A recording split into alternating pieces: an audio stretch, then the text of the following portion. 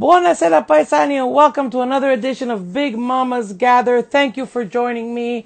Tonight, I want to take a few minutes just to thank everyone for subscribing to my YouTube channel. We are almost at 1,100 subscribers. Thank you very much to each and every one of you. If you haven't yet subscribed, please do so. Go to YouTube channel, Big Mama Siciliana, learn Sicilian one word at a time. The more subscribers, the more views, the better, because I'm trying to make it into a lucrative channel in order to donate the money with Friends for Cause to support the causes we believe in, which is Galileo, an adult center for students with special needs, as well as the Lighthouse for children in palliative care. So every view, every subscription gives me that much many more chances of it becoming lucrative. And once it does become lucrative, I will be updating you as to the amounts of money that are going to be donated to the causes that we believe in. So how you guys all holding up? I hope you're all doing well with this pandemic, with the restrictions, with all the changes. Our normality has changed immensely, and there's all this controversial talk about students being taught online or going to school, keeping the schools open or closed. So I want to bring on a teacher. She's not from Montreal, but she is in the US, New York, actually. And if I'm not mistaken, she's in New Jersey. And I want to bring her on because not only is she a teacher, but she teaches special needs children, and she's doing it right now over the internet, at home, online learning. So I want to discuss how it's going and her point of view and her opinion of this change in education. So let's invite her on. Her name is Nikki. She's Nicole, actually, but she's already been on my, and she was willing to come back on to discuss this topic. So I'm very eager to have her back on. Hi, Nicole. How are you? Ciao signora, come sta? Bene, bene. Tu? Bene, io sto così così. Cozy, cozy, but we're all a bit cozy, cozy because of what's going on. And I'm happy that you reached out to me to come on my show tonight to talk about this online learning. It's very new to all of us, especially the teachers. They have to adapt. They have to not only adapt themselves, but also adapt their material, make sure they have the students' attention. But it's even more of a challenge for you as a teacher because you teach special needs children. So tell us about that. So I'm a paraprofessional in Bloomfield, New Jersey. I'm originally from New York. I relocated to escape the pandemic life of New York City because it got completely unsafe and unbearable. The virtual learning is failing our children. Our delay has been pushed back now, I would say 3 times. Oh We boy. were supposed to go back September 1st. That got delayed. We were supposed to go in November 19th. That got delayed. We were supposed to recently go back January 19th. That's been delayed again. That's the 3rd time. Now the new talk date is February 23rd is the renegotiations to Wow. find out how we're going to reorganize this. I think what we're going to do is we're going to be going by Newark Public School Systems, and theirs is April 13th. Just to give you a little bit of demography where I am, Bloomfield, New Jersey is in the Northeast, which is part of the tri-state area of New York, New Jersey, and Connecticut. So the reason they're following is Newark is because we're only 7 miles from Newark, which was just recently in December the epicenter of a 10-day shutdown completely of New Jersey. They have the highest COVID positivity rate in the state. Wow. So everything is still open here in New Jersey. What I don't understand is, being a teacher, I'm able to go get my hair done. I'm able to get my nails done. I'm able to sit down in a restaurant at 25% capacity and eat a meal with my fiance. But you're telling me that it's not safe enough for me to go back to school to be able to teach my children and help them. It's the opposite here in Quebec. In Quebec, everything is shut down. You can't go to a restaurant. You can't go do your hair. You can't do your nails. But students are allowed to go back to school. So this boggles my mind. I mean, I know that every country, every province, every state has their own restrictions. But I find it so, there's no purpose to it. I just can't wrap my mind around it. I mean, students Nope. are taking the bus. They're walking outside. they're socializing with each other because they're in school, and they can come home and bring home whatever virus. I mean, my daughter went back to school on Monday, and I got 2 emails saying that there was 2 COVID cases, and this was the first day back after holiday. Now, can you Mm. imagine the amount of cases there's going to be now that all these kids are out? But yet you can't go Because, get your hair, you can't go to the spa, you can't do your nails. But these kids are out there, hmm and we're putting the next generation in danger. I find it's dangerous. And honestly, we're putting our next generation in jeopardy because they're not learning anything. no, Okay, just to give you a roundabout, New Jersey has recently discontinued state testing until further notice. yes, that's true. Even here, the ministry exams, the government exams have been canceled. hmm So they're not So basically, motivated. our high school students from class of 20 and 21 in New Jersey are being basically socially promoted Yeah, without any type of state testing. So what's going to happen then is these kids are going to go to college. They're not going to be able to pass a basic college entrance exam because they're lacking certain things that they needed from high school that they didn't have in college, and their parents are going to be essentially paying for an education for remedial classes. And you that's right. have to, and required here in New York, New Jersey, I don't know about Connecticut, but I've worked in the New York City public school system, and I know that it's a requirement. You cannot move on to any other college course without passing your remedials until you pass them, and you have to pay for those courses. Wow. But it's also doesn't motivate the students because they know they're not doing an exam. So like why even bother? I mean, most of them, I'm pretty sure. I mean, I have teenagers, and I got one in high school, one in college. And let me Mm-hmm. tell you, they get distracted already easily in class. Can you imagine at Mm-hmm. home where they're lying down in bed or on their computer or on their laptop or on their phone, just because most of the cameras are off because they don't want to be on screen. And you really think that they're listening? I don't think so. No, I have special ed 5 year olds, we call them trans K to kinder.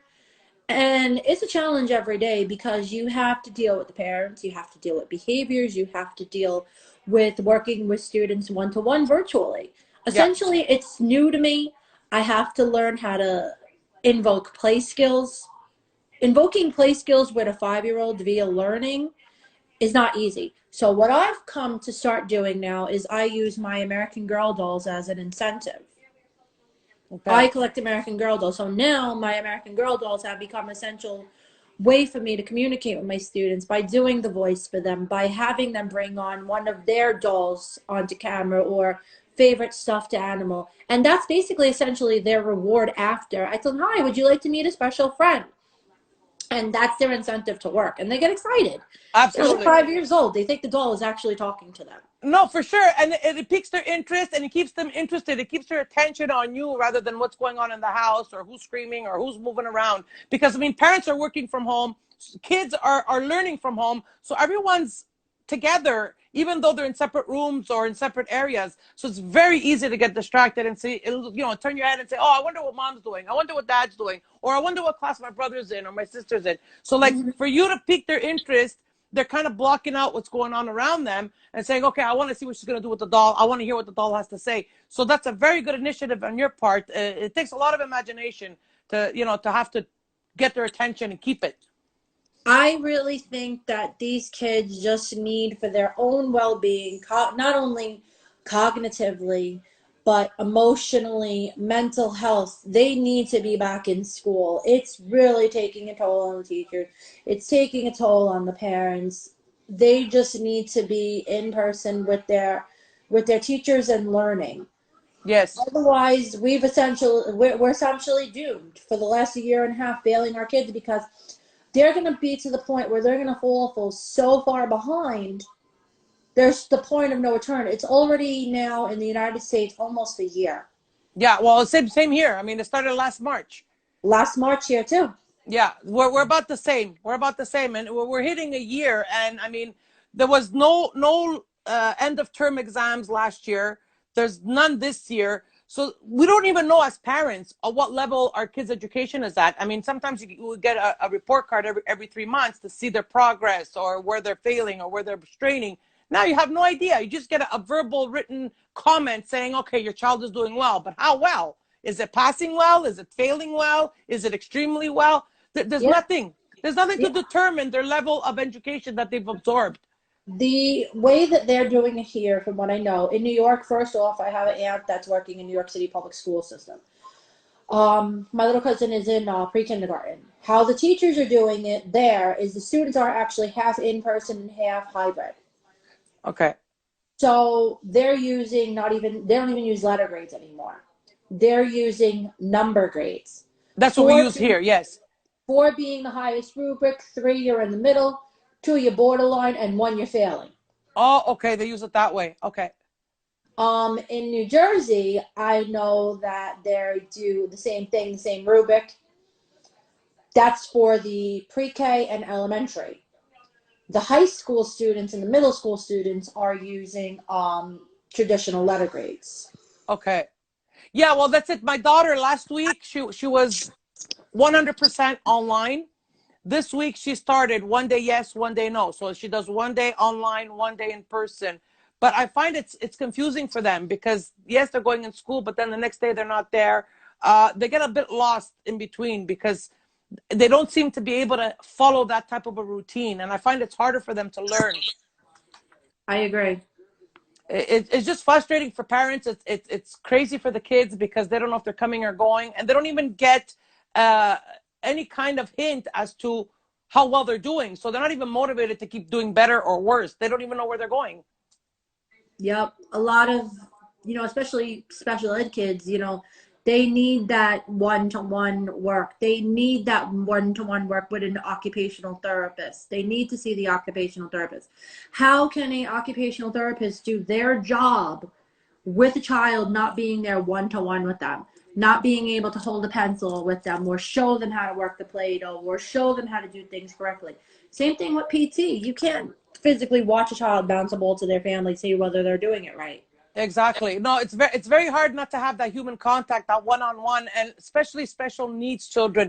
They need it. They depend on it, and to them, it became a normality. So they're used to that person being next to them and showing them how to do it right and integrate slowly and improve their skills. But now they're stuck at home. Yes, mom and dad is there, but mom and dad don't have the professional knowledge to do it like a professional, and they might not have the time because they're working from home. So these kids are in limbo.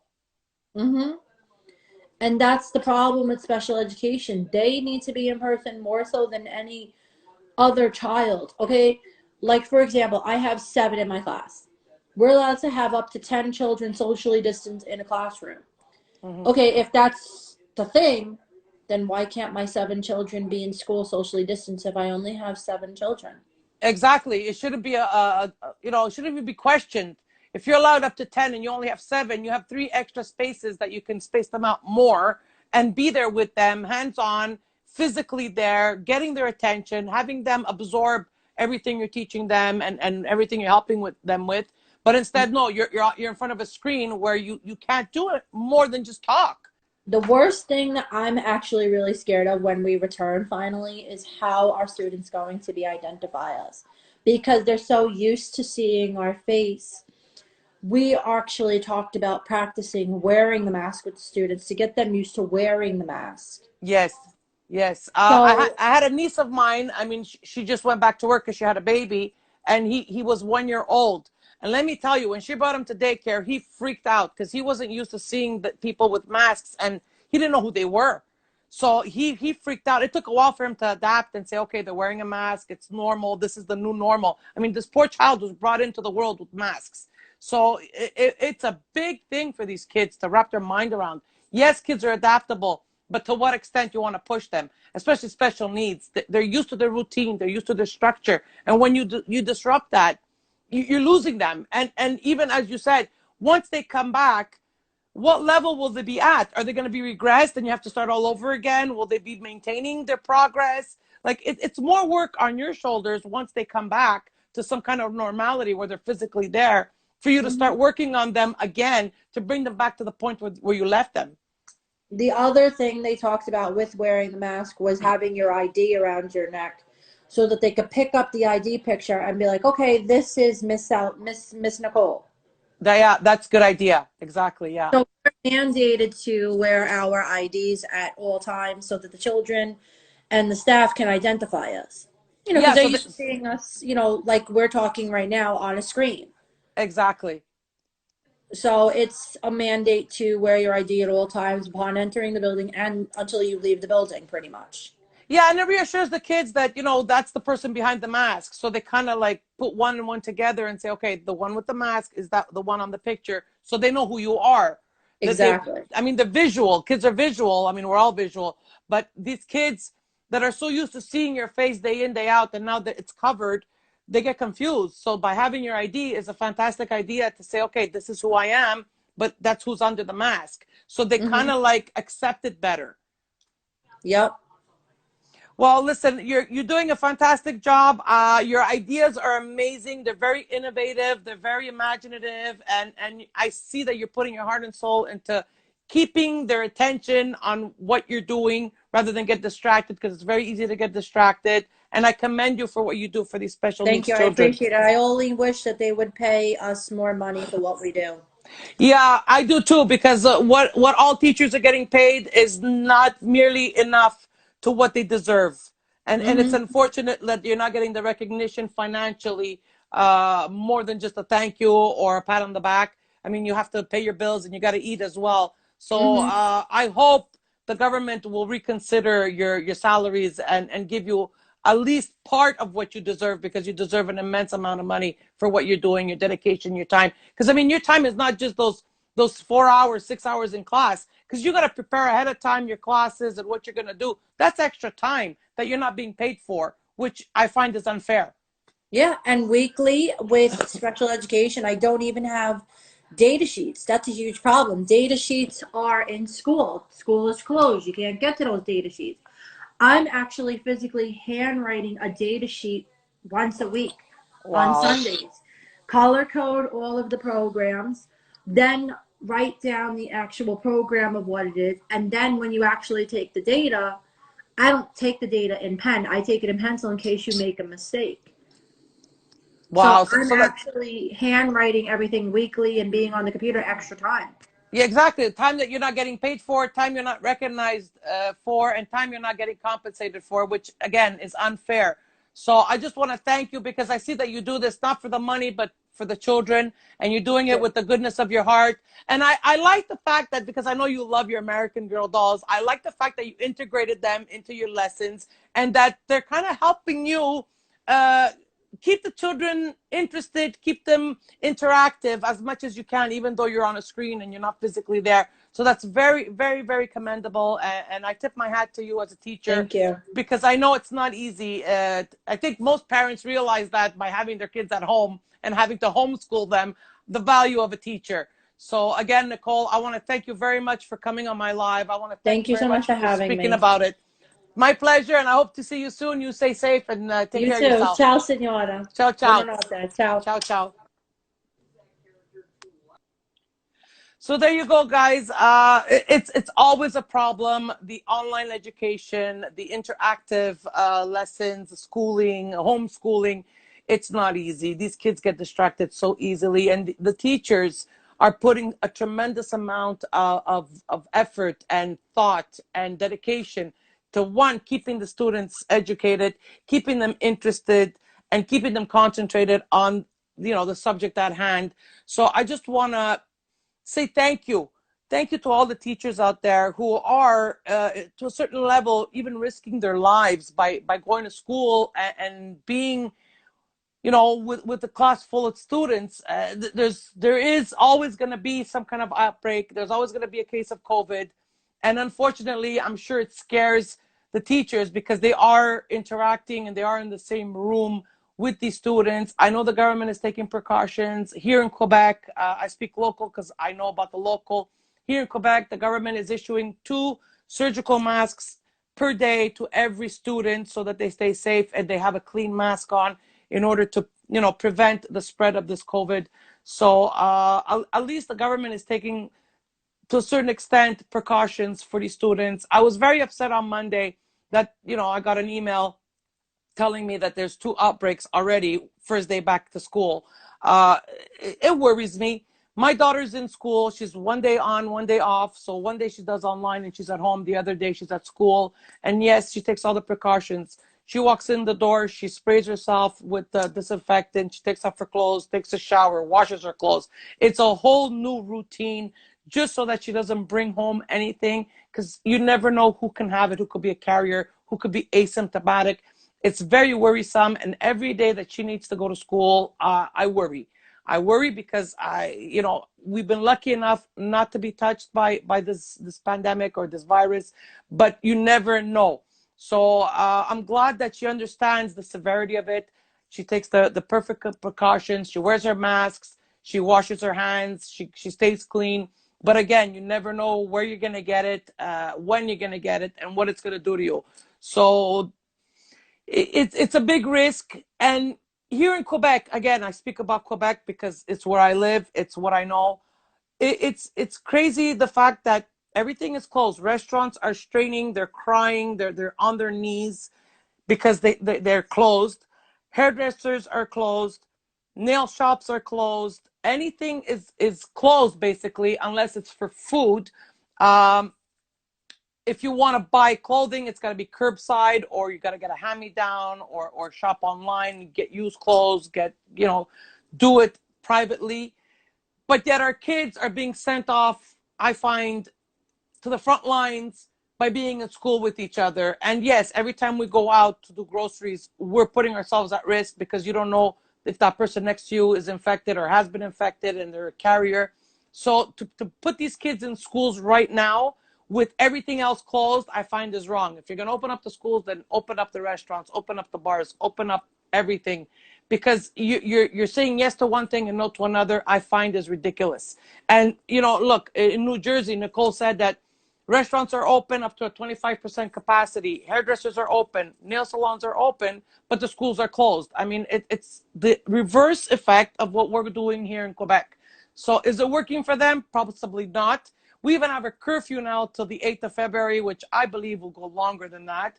Is the curfew going to help? I truly doubt it, because it's not because you get COVID after 8 that you're going to stay home. It makes no sense. And now, if let's say you are out after 8, you're stuck wherever you're at. So you're probably sleeping over a friend's house or family member's house, which defeats the purpose of the curfew. But anyway, that's a discussion for another day. And again, I really don't like to get into controversial subjects, because some people may agree with me, some people don't. It's just my opinion. This is why I do my show. It's to get you thinking, to inform you, to entertain you. And I like to speak my mind, so here it is. I speak in my mind. I may be wrong, I may be right. It's your opinion, it's my opinion. We don't have to argue about it, we don't have to agree either. It's just what I think of the situation right now. So that's what it is. Let's hope it's going to get better. I'm really hoping that something's going to happen in a positive way, where, all these restrictions get relieved. I hope these restaurants are able to survive until they can reopen. I always promote, and I always encourage everyone to support local, whether you're here in Quebec or not. It doesn't matter where you are. You could be in Australia, you could be in the States, you could be anywhere. Support your local restaurants, especially mom and pop shops, family owned businesses, little businesses. They're really struggling. If you can help a little restaurant, it's going to make all the difference to them. It's going to give them the motivation, encouragement that they need, and hopefully they'll be able to survive what's going on. I mean, they've been shut down twice already. I don't think they're going to be able to survive a third time. So let's hope that, the numbers go down, the infections go down, the deaths, most of all, go down.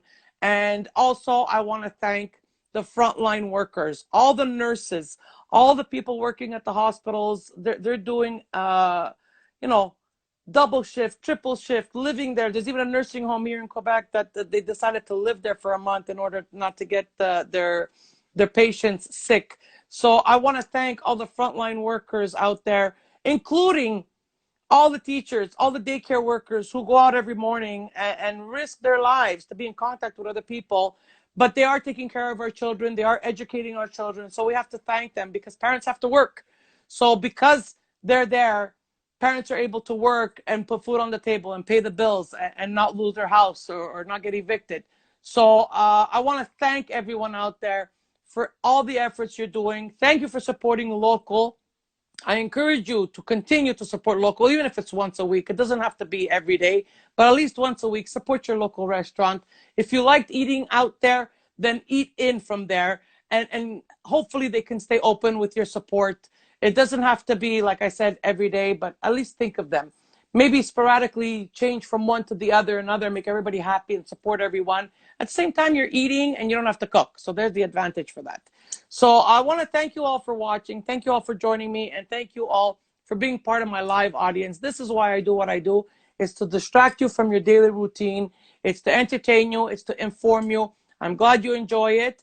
And please, again, I'm going to repeat, I encourage all of you once again to subscribe to my YouTube channel, Big Mama Siciliana, Learn Sicilian one word at a time. We're almost at 1,100 subscribers. The more we get, the better it is. I'm trying to make it a lucrative channel in order to donate the money towards the causes of the Friends for Cause, which is the Lighthouse for Children in Palliative Care, as well as Galileo Adult Center for students with special needs. So all the money that I'll be raising, I will be announcing it possibly on a monthly basis. I don't know how they pay, when they do pay. I will be announcing the amounts that will be donated. And I mean, it doesn't cost you, the viewer, anything. You just have to like, subscribe, and it would be nice to hear a comment or two if you like what I'm doing, if you have any suggestions, if you want me to add something or remove something. Whatever you have in mind, I'm open to suggestions, because I do this, again, for you, for your entertainment, for your education, and I want to preserve the Sicilian language. That's why I do my Learn Sicilian one word at a time, because I don't want the dialect to fade away, and I want to keep myself rooted into my origins. So I want to keep the dialect alive, and this is why I do the Learn a Sicilian word today. And so I hope you enjoy it. Thank you for your encouragement. I see a lot of hearts going up. Thank you very much for your support.